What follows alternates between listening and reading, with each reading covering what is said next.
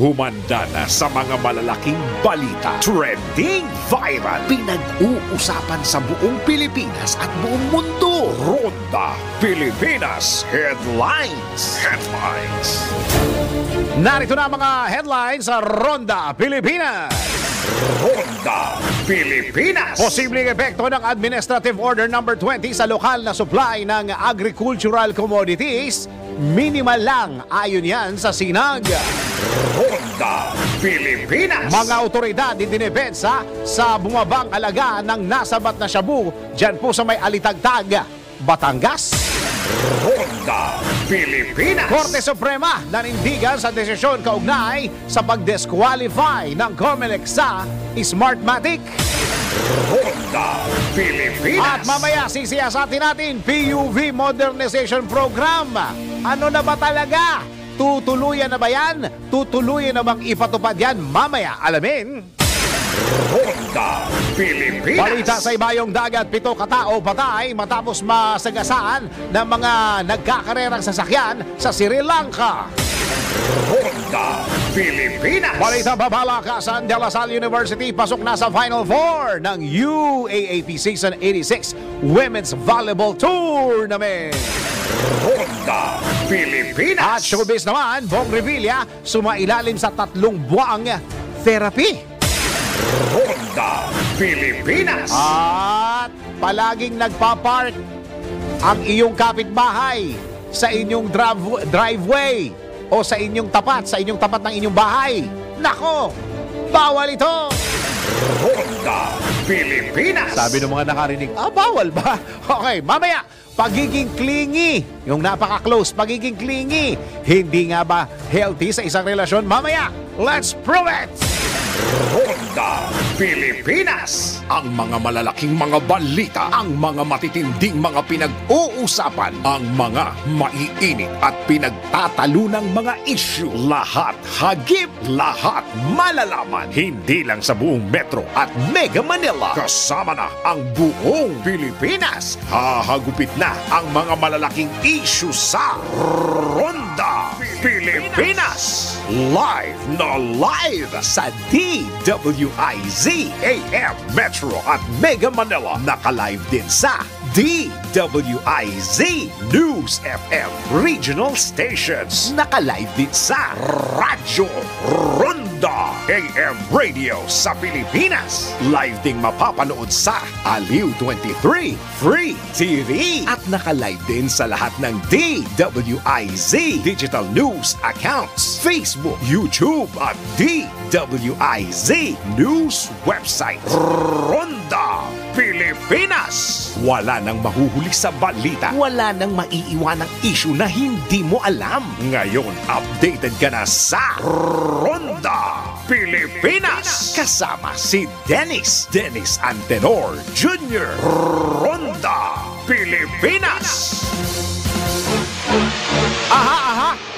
Aha, ang init! Ang init! Siguro naman, nabalitaan nyo na, pinag-iisipan na po ng DOTR na lagyan ng sariling lane ang tricycle sa EDSA. Pambira. Ilang ba lanes natin sa EDSA? 4, 5. 4 lang yata, di ba? Yung isa, busway na may bicycle lane na tayo o bike lane na tayo, tapos lalagyan pa ng tricycle. O isa na lang matitira sa privado. Kasi 4 na lanes lang yan, di ba? Pambihira. Ano kayo masasabi nyo dyan? Lalagyan ng sariling lane ang tricycle? Pambihira. Magandang araw, Pilipinas. Ito ang Ronda Pilipinas. Live na tayo sa DWIZ AM Metro Mega Manila. And of course, live na rin tayo sa DWIZ News FM Regional Stations. And of course, live din tayo sa lahat ng mga... sa Radyo Ronda, live din tayo. Radyo Ronda sa buong Pilipinas. And of course, sa Aliw Channel 23, ginagawang... radyo ang kanila mga TV. Magandang araw, Pilipinas. Ako ang iyong magiging tagapagbalita. Ako si Dennis. The more you live, the more you love, ha? Dennis Antenor Jr.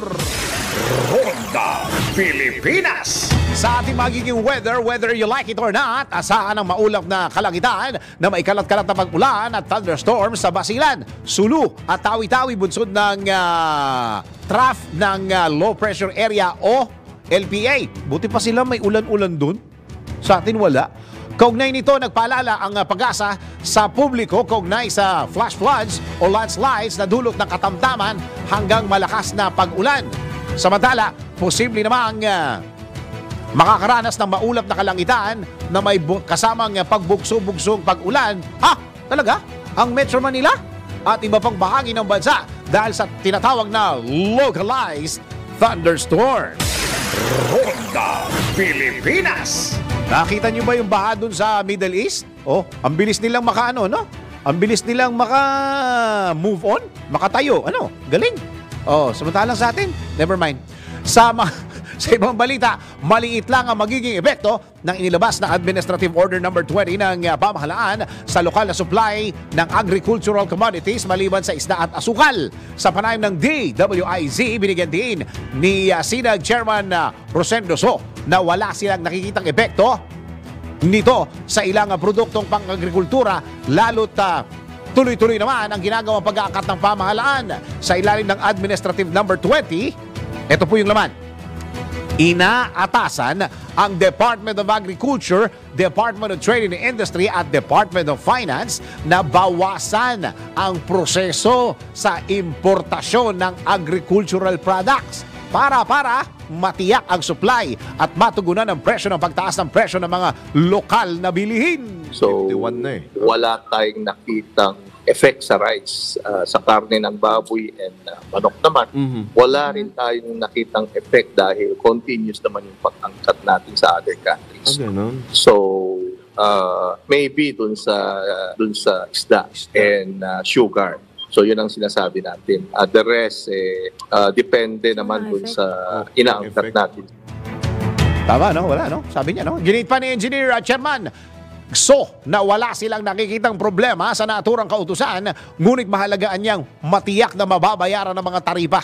Ang importante yung tariff, babayaran. Wala naman tayong problema. Tama naman yung tariff pagpasok. Kaya minute natin yung Bureau of Custom last month. Okay. And sinabi natin na yung price dapat ibuwis ng 600 pesos per metric tons. No? Hindi yung $500 per metric tons. So, yun ang napag-usapan. Kung sundan naman yan, wala tayong problema. Maliit lang daw yung magiging epekto. Baka parang magre-reklamo yung mga grupo dyan. Okay, yan po tinig ni Chairman Engineer Rosendo So sa panayam ng DWIZ. Si Dennis Antenor Jr. Ronda Pilipinas. Tayo na po tumanggap ng isang report.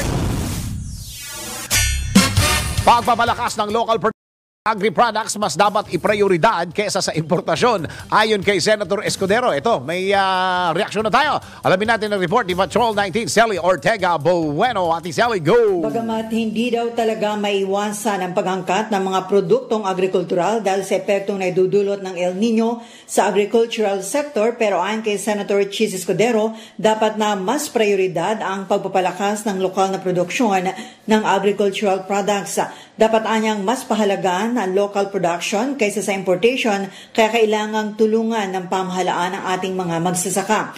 Una rito iniutos ni Pangulong Bongbong Marcos Jr. sa Department of Agriculture na luwagan ang administrative procedures sa pag-angkat ng agricultural products at tanggalin ang non-tariff barriers para masigurong seguridad sa pagkain at mapanatiling sapat ang supply ng agricultural products sa mga lokal na pamilihan.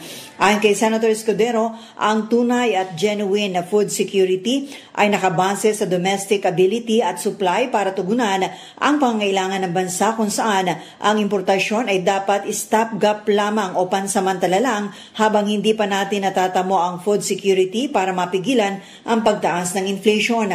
Samantala, aminado si Escudero na walang kasiguruhan na walang magsasamantala sa pagluluwag sa proseso ng pag-import ng mga agricultural products. Pero malaki anya ang kanyang tiwala kay Agriculture Secretary Francisco Chu Laurel na pananagutin niya ang sino mga abuso o magsasamantala. Kilalaan niya Secretary Chu bilang tao na may integridad kaya't hindi niya kukonsintihin ang mga gumagawa ng katiwalian. Ito sa Patrol 19, Sally Ortega Bueno para sa DWIC, nagbabalita ng tama, naglilingkod ng tama. Kapag may bagong balita, naka-on air, agad-agad, DWIZ Patrol Report. Tuloy-tuloy ang mga balita ay dinipensa ni House Committee on Dangerous Drugs Chairman Robert Ace Barbers ang mga otoridad sa mga batikos sa bumabang halaga ng nasabat na shabu dyan po sa may Alitagtag, Batangas. Sinabi sa DWIZ ni Congressman Barbers na hindi madaling mag-imbentaryo ng 1 toneladang illegal drugs o mahigit pa dahil kailangan nito ng ilang araw o maraming oras.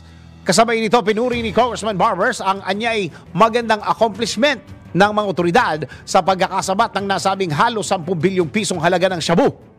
In fairness naman sa ating PNP, at the time that nagkaroon sila ng pahayag, hindi pa naman tapos yung inventaryo. Alam mo, hindi ganun kabilis mag-inventaryo ng 1 tonelada o mahigit 1 tonelada ng shabu. It will sometimes take days, no? Or a several number of hours. In fact, sa experience din natin noon, na may 2 toneladang nakuha sa customs, inabot yata ng 48 hours bago natapos yung inventory. Wala na ako sasabihin. Si House Committee on Public Order and Illegal Drugs, Chair Robert Ace Barber sa panayam ng DWIZ. Ronda Pilipinas. Nilinaw ng Korte Suprema na walang magbabago at hindi nito ipinagwalang bisa ang naganap na public bidding at pag-award ng kontrata ng COMELEC sa Miro Systems Inc.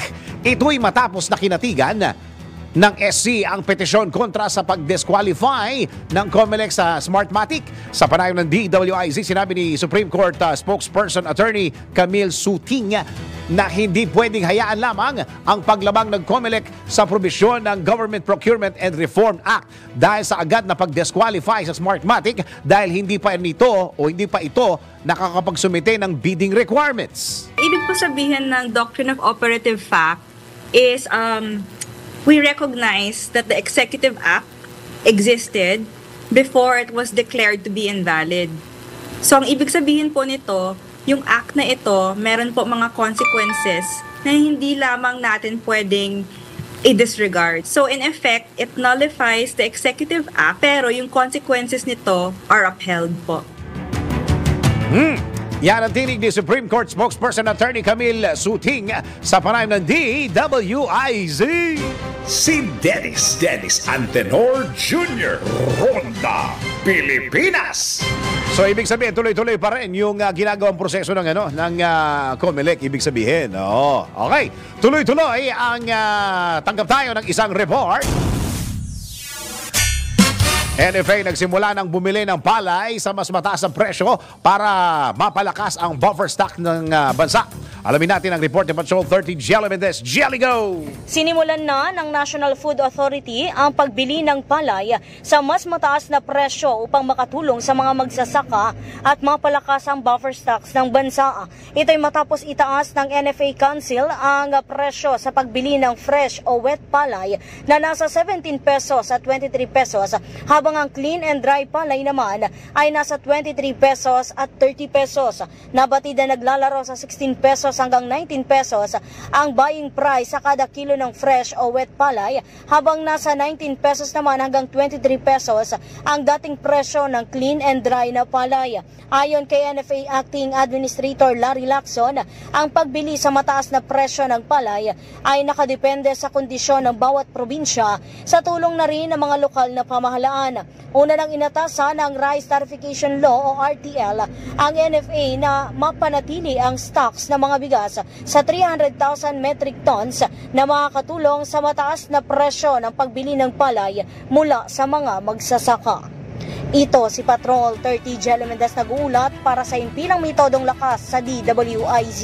Nagbabalita ng tama, naglilingkod ng tama. Kapag may bagong balita, naka-on air, agad-agad, DWIZ Patrol Report. Samantala, handa si Senate Committee on Higher Education Chairman Senator Chis Escudero na imbestigahan ang sinasabing pagdagsa ng mga dayuhang estudyante, partikular ng mga Chinese students dyan po sa may Cagayan. Sa orasan niya na may maghain ng reklamo ukol sa pagdagsa ng dayuhang estudyante sa Cagayan at ang umano'y diploma for sale, dapat na ang Commission on Higher Education agarang mag-imbestiga rito. Ayon pa sa senador, dapat na maghain ng reklamo ang nagsiwalat ng naturang mga issue. Sa ganitong paraan, sinabi ni Senator Escudero na maaari nang mag-imbestiga ang CHED sa pamamagitan ng pag-i-issue ng show cause order sa St. Paul's University dyan po sa may Tugigaraw City. Ronda Pilipinas. Diba ang nagsiwalat niya, isang professor? Asan na yung professor? Posible ramdaman ang danger level na heat index sa 14 na lugar sa bansa ngayong araw. Batay sa heat index forecast ng Pag-asa, papalo sa 45 degrees Celsius ang pinakamataas na heat index na maitatala sa Pili. Diyan po sa may Camarines Sur o Pili Camarines Sur. Aabot sa 43 degrees Celsius naman ang mararamdaman dyan po sa may Dagupan ng Putaputang, Pangasinan. Apari Cagayan, 44 degrees Celsius naman dyan po sa may Infanta, Quezon. Burlan, Palawan, Puerto Princesa City, Palawan, 43 degrees Celsius naman dyan po sa may Legazpi, Albay, Virac, Sinop ba yan? Sinop, Catanduanes, Masbate, Ginyuan o Giwan, Silangan, Samar, 42 degrees Celsius naman dyan po sa may Tugigaraw City, Cagayan, Legazpi, Albay, Roa City, Capiz, Iloilo. Asahan naman ang aabot na 40 degrees Celsius hanggang 41 degrees Celsius ang alinsangan. Dyan po tayo, hindi pala dyan, dito sa Metro Manila ngayong araw. Babala ng Pag-asa, maaaring mauwi sa heat cramps at heat exhaustion ang matagal na exposure ng isang individual kapag nasa danger category na ang init na nararamdaman. Si Dennis Antenor Jr. Ronda Pilipinas. Tanggap tayo ng isang report. Mga kailangang ipatawag ng Senado sa investigasyon ukol sa dumaraming umanong foreign students sa Cagayan. Tinukoy! Alamin natin ang report ni Patrol 19, Sally Ortega. Bueno, Ate Sally, go! Dapat paharapin sa isasagawang investigasyon ng Senado kaugnay sa dumaraming Chinese students sa Cagayan ang mga opisyal ng Department of National Defense, Bureau of Immigration at Education Authorities. Ito giniit ni Senator Risa Ontiveros upang mas maliwanagan niya ang issue at agad na makagawa na aksyon kung kinakailangan. Binigyan din ng senador na hindi maiwas sa magduda sa dami ng mga dayuhang estudyante sa Cagayan na isa sa sites para sa RPUS Enhanced Defense Cooperation Agreement o EDCA. Sinabi ni Hontiveros na maghahain siya na resolution upang busisiin hindi lamang ang mga paglabag sa immigration process at sa halip ay ang tunay na dahilan sa pagdagdag ng mga dayuhan sa EDCA sites. Iginiit ni Hontiveros na isa na naman itong usaping may kinalaman sa national security na dapat agad tugunan ng pamahalaan. Idinagdag pa ni Hontiveros na kung seryoso ang China sa people-to-people exchanges, dapat una na itong ginawa sa West Philippine Sea at hindi ang patuloy na pangaharang sa tropa ng pamahalaan at mga mangisdang Pinoy sa naturang teritoryo. Ito sa Patrol 19, Sally Ortega Bueno para sa DWIC, nagbabalita ng tama, naglilingkod ng tama. Kapag may bagong balita, naka-on air agad-agad DWIC Patrol Report. Atras, abante, tutuloy, hindi, strike dito, strike doon. PUV Modernization Program, tuluyan na nga bang ipatutupad? Narito ang isang siyasat special report. Malalimang pag-alam ng mga detalye para maitama ang mga maling balita sa siyasat. DWIZ Investigative Report.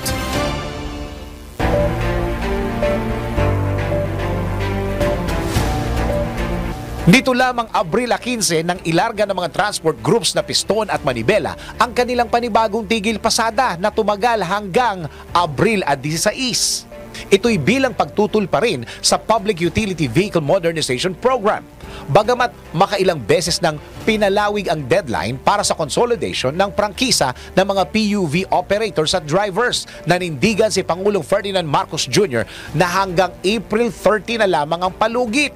Ayon kay Transportation Undersecretary Andy Ortega, wala naman masamang maghayag ng saloobin ang mga transport groups. Subalit, hindi dapat makompromiso ang kapakanan ng mga daan-daang libong pasahero.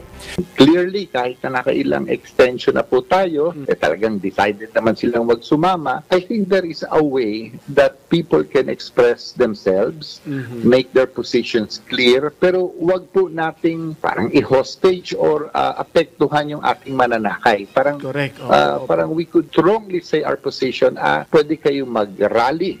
No need to go on strike. When I say mag-rally, mag-express tayo ng ating sentimiento sa kalye. Ginagawa naman po normal yan ng mga workers. Tapos, Ilang beses na rin anya nilang pinulong ang piston at manibela kaugnay sa PUV modernization. Bukod pa sa nagpapasaklolo rin ang dalawang transport groups sa Supreme Court. nagpunta na po ata naman sila sa Supreme Court. Opo. So the fact na pumunta ka na sa Korte Suprema, it is like saying na let the court decide dahil alam mo sa tagal na namin nag-uusap lalo na sa grupo ng Piston, I think it's clear that we have already agreed to disagree. Opo. Meron na kaming talagang hindi agreement, marami naman kaming naayos pero merong talagang isang hindi pwede, ayaw nila ng consolidation. So I think let the court decide. Nilinaw naman ni Piston President Modesto Camo di Floranda na hindi sila tutol sa modernization. Bagkus, ang kanilang panawagan ay ibaba ang presyo ng modernong jeep at i-remodel ito alinsunod sa tinatawag na Philippine Standards. Sa balangkas ng rehabilitation na manatili yung ating mga jeepney, i-remodel siya. Kasi kung titingnan lang po natin, batay doon sa 2017-011, ay ilalagay lang yung pintuan sa kanan. Itataas yung bubong at magpapalit ng Euro 4 engine. Kasi ang ginamit nila sa programang ito, yung usapin ng emission, ng Cleaner Law, ay sinasabi rin natin sa DOTR at sa LTFRB at nung kinausap po tayo ng Office of President noong March 7 ng 2023, ang sabi natin, pag ang makina po ay in-overhaul, consider of branch, lumalang po dyan yung pinakahanang makina. Pero yung lahat ng mga piyesa niyan ay puro branyo. Samantala, iginiit ng Land Transportation Franchising and Regulatory Board na simula Mayo 1 ay ituturing ng kolorum ang mga operators na hindi nakapag-consolidate ng mga prangkisa at nabigong sumali sa kooperatiba. Sa kabila nito, ipinaliwanag ni LTFRB Chairman Assistant Secretary Chofilo Guadiz III na hindi pa huhulihin ang mga kolorum na bigong makapag-consolidate dahil meron pang susunding proseso. Nagtataka rin si Guadiz sa tila urong-sulong na desisyon ng dalawang nasabing grupo sa issue ng consolidation. Kumbinsido ang LTFRB chief na kahit anong paliwanag pa nila sa mga tumututol sa modernisasyon ay tila sarado na ang mga isip nito. Noong 2017 pa po ang programang ito. Nakapitong announcement na po. Itong huli si Pangulo na ho ang mismong nag-extend ng 3 buwan. Pero kahit na ganun pa man din, nagpakita na ng gandang loob ang ating Pangulo, ayaw pa rin nila.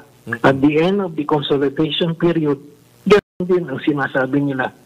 Hindi kami magko-consolidate, mag-strike kami. So kahit anong gawin po natin, talagang yun na po yung kanilang stand. Hindi mo na po mababago yun. Itinanggi rin ni Asik Guadiz ang akusasyon ng Piston at Manibela na may ini-endorsong modern jeepney manufacturer ang LTFRB dahil desisyon ito ng kooperatiba. So wala ho kaming ini-endorse at wala ho kaming sinasabing bumili ka ng sasakyan sa bansang ito. At saka sir, yung pagbili ng sasakyan would still be 3 to 4 years from now. Ang hinihingi lang po namin sa kanila, bumuo sila ng kooperatiba for an effective fleet management. Pansin po ninyo sa daan sir, kung hindi traffic hours, ilan ho bang sakay ng isang jeep? 3.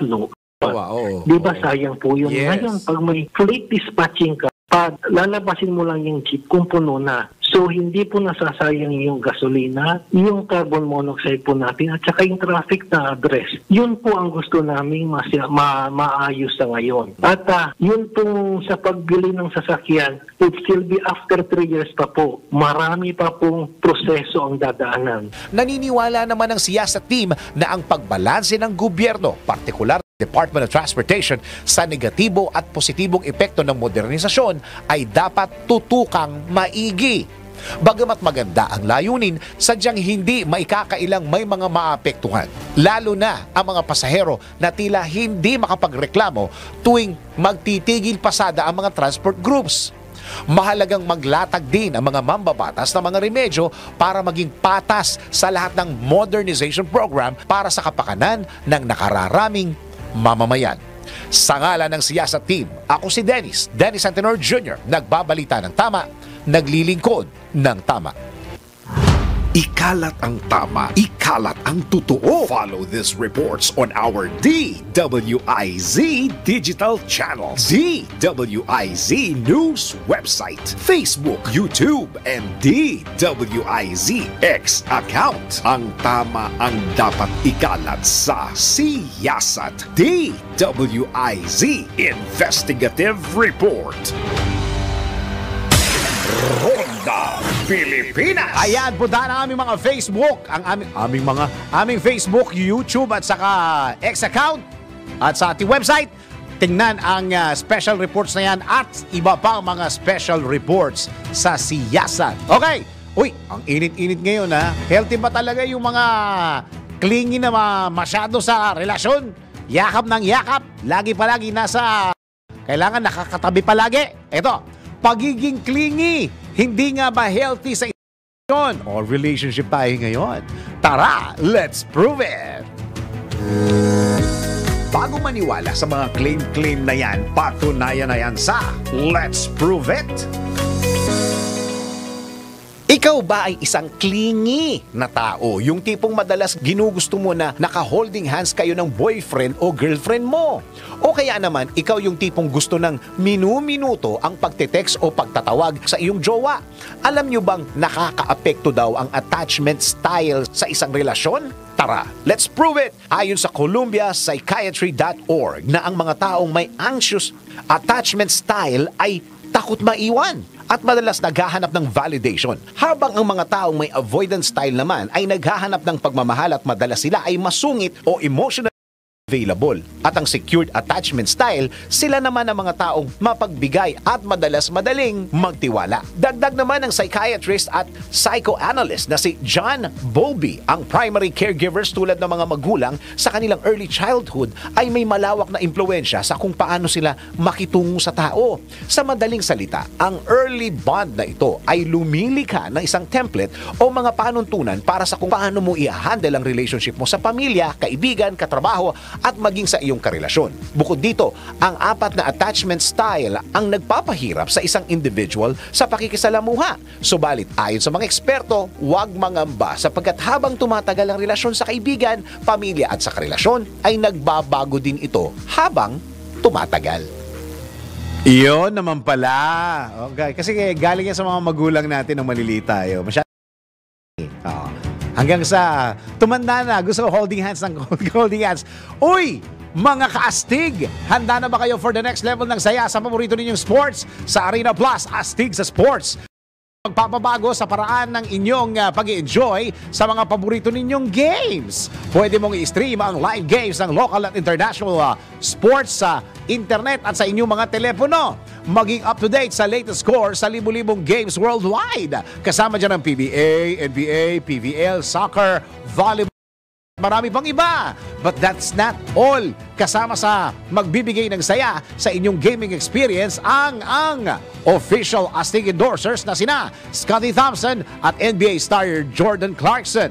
Kaya ano pang inaantay nyo? Download Arena Plus app now in App Store or Google Play. You can watch it also on arenaplus.ph.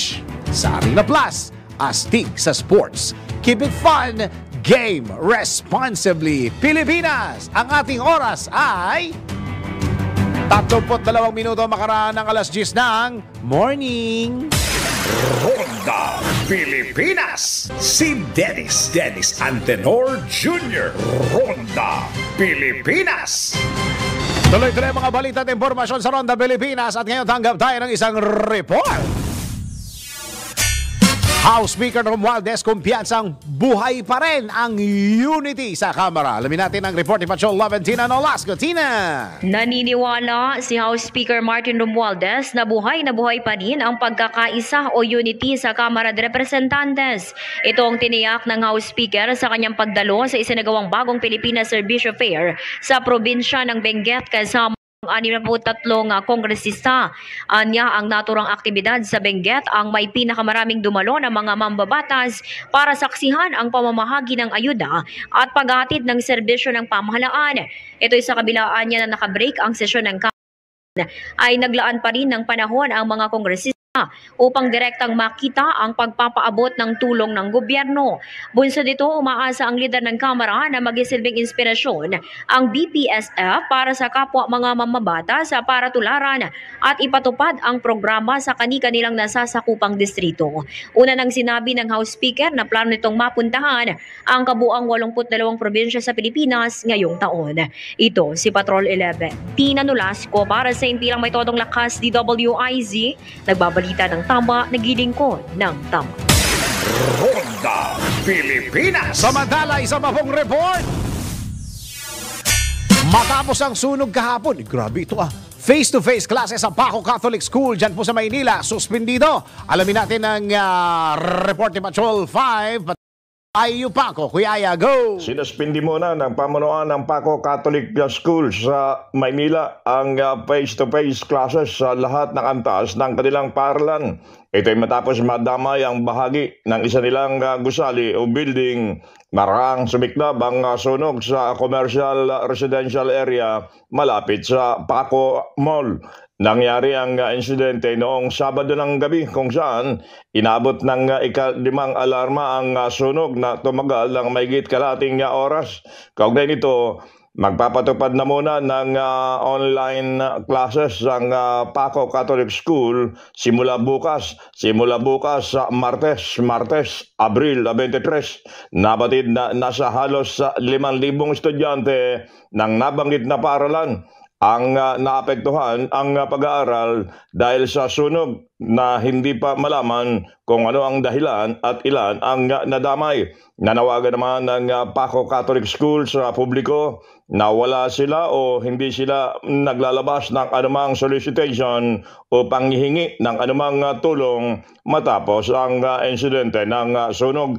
Ito si Patrol number 5. Ay pa ako para sa Impilang May Todong Lakas, DWIZ. Nagbabalita ng tama, naglilingkod ng tama.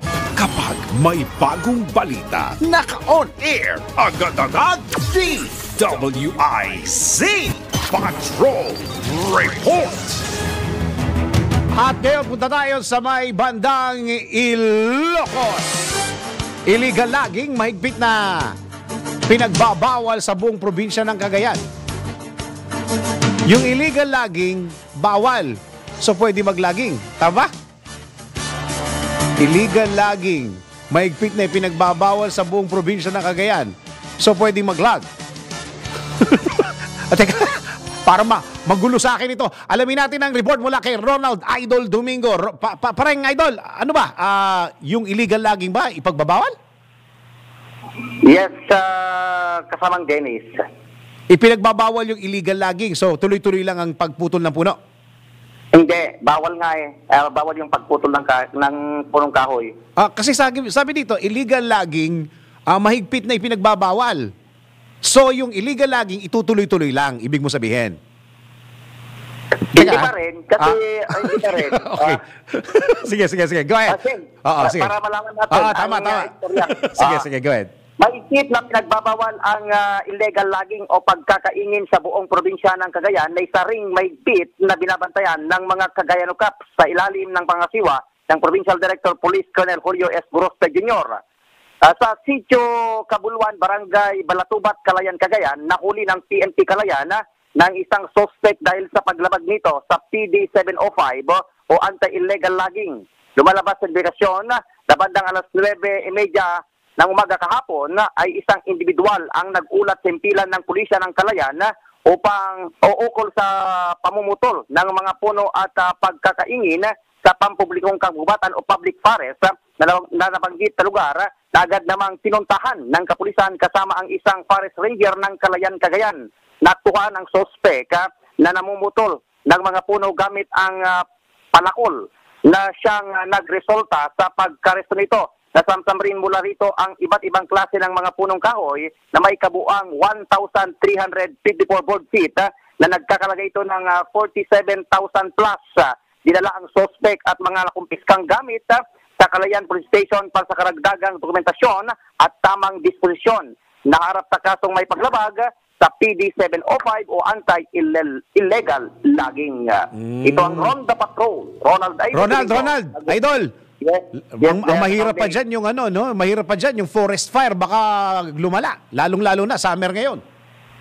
Yan nga ang problema dito sa Ilocos Norte, kasamang Dennis, kasi karamihan sa mga nagaganap na tunog dito sa lalawigan ay yung forest fire. Yun, ang delikado dyan. Dako, tapos ang mga bahay dyan medyo malalapit sa mga forest, no? Yes, kasamang Dennis, lalong-lalo na yung heat index ay 42 hanggang 39 hanggang 42 dito sa Ilocos Norte, yung heat index namin Oo, grabe. Ang init. Yes. Oo, sige, ingat-ingat na lang. Yes, maraming salamat kasamang Dennis, and back to you.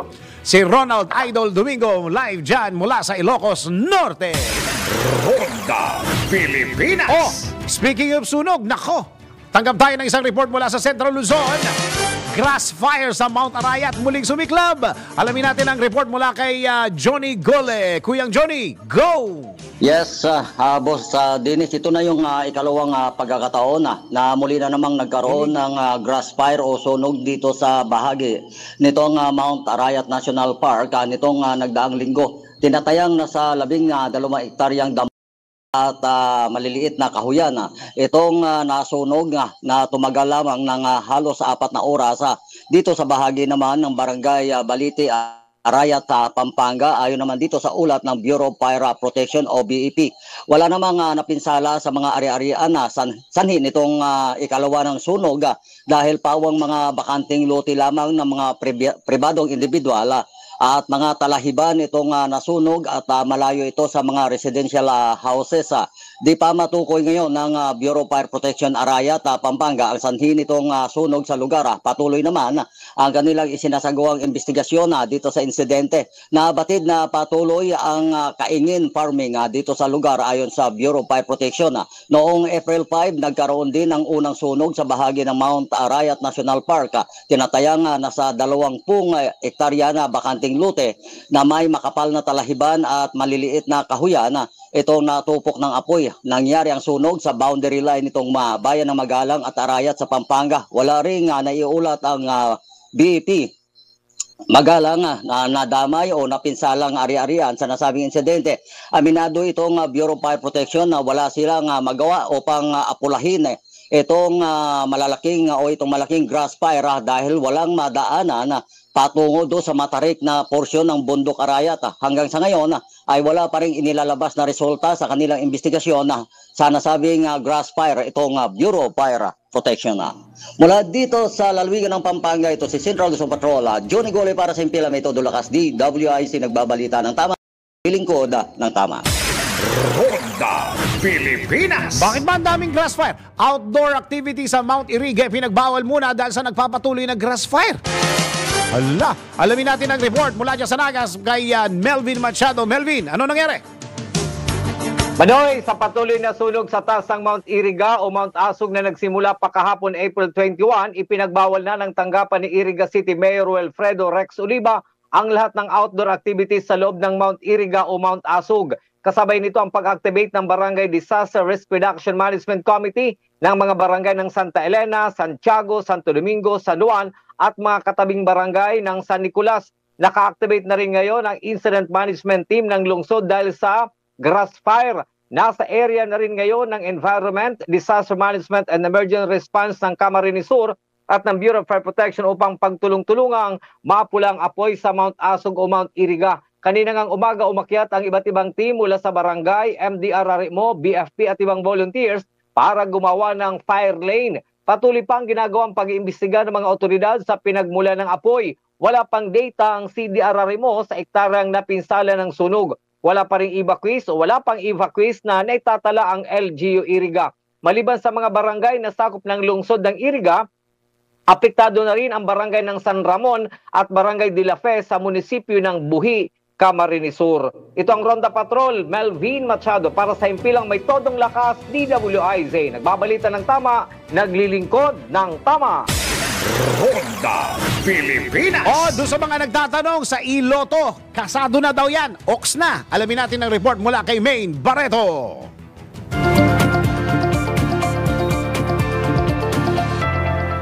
Hindi mo na kailangan pang dumayo at magmadaling humabol ng pagtaya sa mga lotto outlets dahil sinimulan na ng Philippine Charity Sweepstakes Office o PCSO ang iLotto. Ayon kay Laila Galang, Department Manager ng Product and Standard Development ng PCSO, pwede nang tumaya online gamit ang inyong cellphone o computer. Bukod sa convenience, siniguro rin ng PCSO na safe ito sa hacking. So far naman, dumaan kasi siya ng yung tinatawag natin na VAPT testing ng DICT. So, sinubukan na nila itong i-hack. So, parang very, na yung pinagdaanan nila kung paano, sinusubukan nilang i-hack na hindi nila na-hack. So, at mula sa PCSO, yan ang report na hindi umuurong sa pagtulong. Angelo Baeño nagbabalita ng tama, naglilingkod ng tama. Ronda Pilipinas. Yan ang magandang balita mula sa PCSO. Alam nyo ba na ang katumbas ng bawat taya po sa Philippine Charity Sweepstakes Office o PCSO ay pagtulong sa ating kapwa. Sa bawat ticket mo siguradong may matutulong ang Pinoy na sa kanilang pangangailangang medikal. Dahil sa PCSO, basta kawang gawa at pagtulong, hindi kanila uurungan. Kaya palaging tandaan, ang bawat taya ay may kawang gawa. Ronda Pilipinas. Pilipinas, oras! Oras natin na 11 minuto ba bago alas 11 ng morning. Ready na ba kayo mga ka-Bingo Plus sa ating DWIZ Bingo Plus numero panalo? Kombinasyong tama, malaki ang tama. Makinig mabuti dahil babanggitin na ng DWIZ. Announcer ang tamang kombinasyon ng letra at numero. DWIZ. Numero panalo. Hatid ng Bingo Plus. Bingo sa saya, plus sa panalo. Meron kayong chance manalo ng 1,000 pesos, 500 pesos kapag tama ang 4 combination. At another 500 pesos kapag meron kayong Bingo Plus app. Simple lang po manalo. Kailangan lamang abangan ang 4 na letter and number combinations sa mga programa ng DWIZ at i-text ang sagot sa 0960-880-6424. Kasama ng inyong pangalan / edad / address / 4 combinations of the day. At para sa ating ikalawang combination for today, sa letrang W. 17. Ulit, W. 17. Mamaya sa DWIZ Network News ang ikatlong kombinasyon. Pagpanalo sa bingo plus sa saya. Kung nakaapat ka na, pwede mo nang isend sa text number na binigay ng DWIZ announcer o kaya i-PM na sa DWIZ Facebook. Kung hindi pa, wait pa ng ibang kombinasyon hanggang makumpleto ang 4 na numero panalo. Hatid ng Bingo Plus. Bingo sa saya, plus sa panalo. Samantala, tanggap tayo ng isang report. PBBM at Qatari Amir sumabak na sa bilateral meeting sa Malacanang. Alamin natin ang report mula kay Patrol 13 Gilbert Perez. Gilbert, go! Mainit na tinanggap ni Pangulong Ferdinand Marcos Jr. sa Malacanang si Qatari Amir Sheikh Tamim bin Hamad Al Thani bilang bahagi ng kanyang 2 araw na state visit dito sa bansa. Hindi ito ang unang pagkakataon na bumisita ang Amir sa Pilipinas dahil nagkaroon na rin ito ng state visit sa bansa noong 2012. Una nang sinabi ni Philippine Ambassador to Qatar Lilibeth Pono na ang high-level state visit na ito ni Al Thani ay patunay ng lumalagong relasyon sa pagitan ng dalawang bansa at nagpapatibay ng kanilang mutual commitment upang mas paigtingin ang kanilang na ugnayan. Pagkatapos naman ng isinagawang arrival honors, inanyayahan na nga ni PBBM si Al Thani sa loob ng palasyo para pumirma sa guest book bago nagsimula na nga ang mga opisyal na aktibidad. Nagkaroon din ng bilateral meeting ang dalawang leader sa state dining room ng palasyo. Kapwa naglatag ng kanilang opening statements sina Pangulong Marcos at Al Thani na sinundan naman ng pagpupulong ng kanya-kanyang delegasyon kung saan sinimula ng pagtalakay sa iba't ibang usapin tulad ng pagpapalakas ng trade and investment, pagpapalawak ng kooperasyon sa iba't ibang larangan, gaya na lamang ng paglaban sa climate change, human trafficking at marami pang iba. Patrol 13, Gilbert Perez nagbabalita ng tama. naglilingkod ng tama. Ronda Pilipinas. Samantala, isa bang report? Ilang mga question at concerns sa planong paglaan ng motorcycle lane sa EDSA dapat daw munang matugunan. Alamin natin ang report ni Patrol 19 Sally Ortega. Bueno, Ate Sally, go. Paano daw maglalaan ng dedicated lane sa EDSA para sa mga motorsiklo gayong limitado ang espasyo o road space sa kahabaan ng EDSA? Ito ang gustong malaman ni Senate Committee on Public Services Chairman Senator Grace Poe sa harap ng pinaplano ng Department of Transportation at ng MMDA na maglaan ng motorcycle lane sa EDSA para daw maibsan ang problema sa traffic. Question pa ni Senator Poe ay kung plano ba na isama ang motorcycle lane sa bike lanes at kung ganito ay patutupad sa lahat ng highways. Ayon sa Senadora, maaari magdulot ng kalituhan sa mga motorista na dumadaan sa iba't ibang highways sa araw-araw ang magkakaibang lugar para sa motorcycle lanes. Ilan lang ang mga alalahaning ito ayon kay Senator Poe na dapat matugunan na may kaakibat na aktual na datos at hindi simpleng eksperimento lang na maaari magdulot ng kalituhan at kaguluhan sa masalimuot na nating mga kalsada. Git ng Senadora, mahalaga din na may isang independent fact-based agency tulad ng National Transportation Safety Board na maaaring mag-aral at kumuha ng datos at bumuo ng standard para sa pagtatalaga ng motorcycle lanes. Nag-experiment na anya dati ang MMDA kung saan naglaan ng non-exclusive motorcycle lane sa EDSA at kamakailan lang ay naglaan ng exclusive lane sa Commonwealth Avenue na pinakamalaking highway sa Metro Manila. Makabubuti anyang isaalang-alang ng DOTR ang nagiresulta sa naturang mga eksperimentong ginawa ng MMDA. Ito sa Patrol 19, Sally Ortega Bueno para sa DWIC, nagbabalita ng tama, naglilingkod ng tama.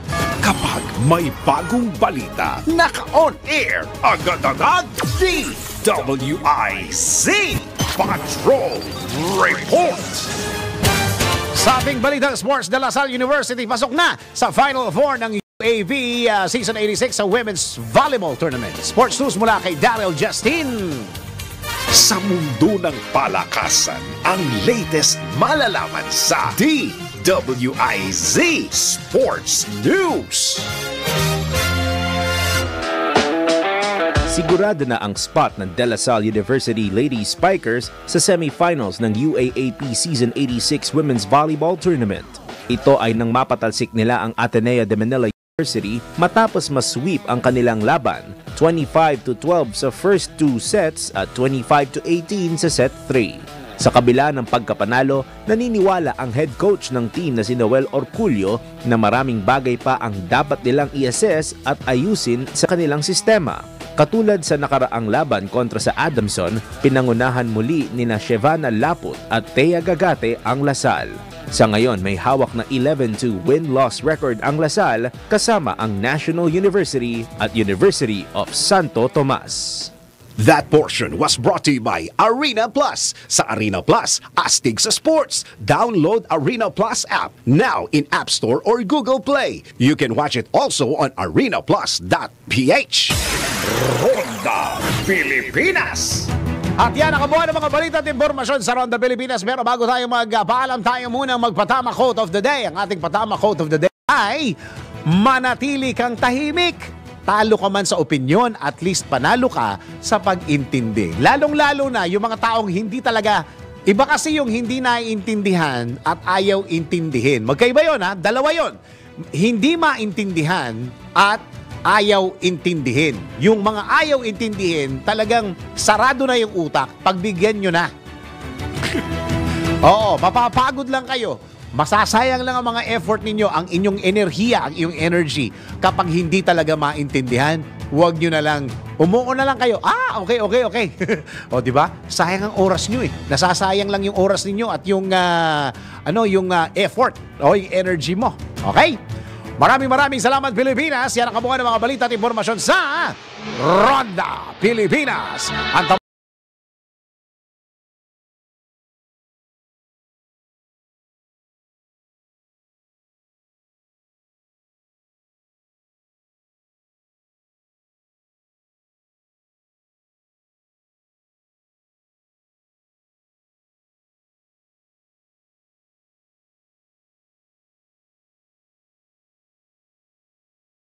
balita, ang mga matitinding mga ang mga maiinit at pinagtatalunang mga issue. Lahat hagip, lahat malalaman. Hindi lang sa buong Metro at Mega Manila. Kasama na ang buong Pilipinas. Hahagupit na ang mga malalaking issue sa Ronda Pilipinas. Live na live sa DWIZ AM Metro at Mega Manila. Naka-live din sa DWIZ News FM Regional Stations. Naka-live din sa Radyo Ronda AM Radio sa Pilipinas. Live ding mapapanood sa Aliw 23 Free TV. At naka-live din sa lahat ng DWIZ Digital News accounts, Facebook, YouTube at DWIZ News website. Ronda Pilipinas. Wala nang mahuhuli sa balita. Wala nang maiiwanang issue na hindi mo alam. Ngayon, updated ka na sa Ronda Pilipinas. Kasama si Dennis Antenor Jr. Ronda Pilipinas. Monday to Friday,